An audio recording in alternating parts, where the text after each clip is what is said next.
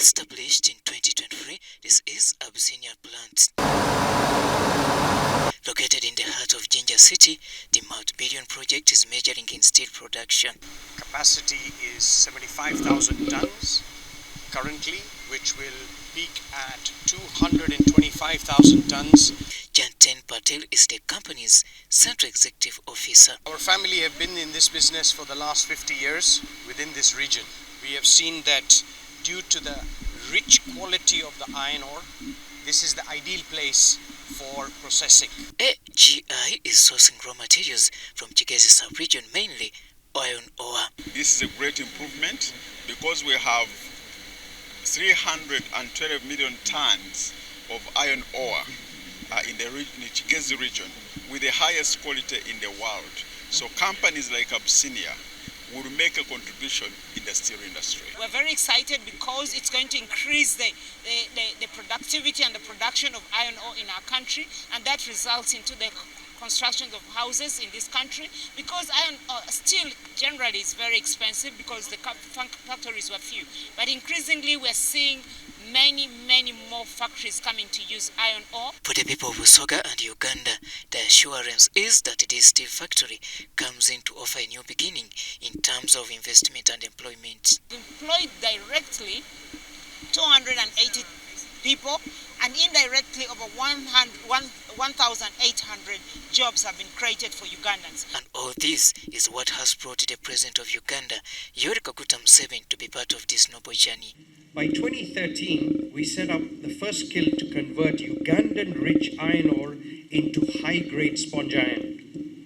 In 2022, inspired by your vision, Your Excellency, to ban the export of raw iron ore, we made a bold commitment to invest directly in Uganda. And that's why they're asking us to support them to develop. I didn't know they were serious, but I'm happy to discover that they are a serious group. This inauguration ceremony is not only exciting, but simply a testament that industrialization is the way to go now.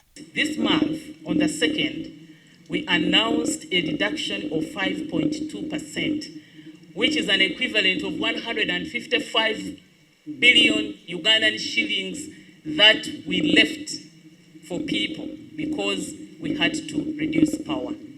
And come 1st April this year, when we finally see the natural retirement of Umeme concession, I believe that we are going to see further reduction of the cost of power. I couldn't allow the sacrilege of exporting raw materials. I couldn't.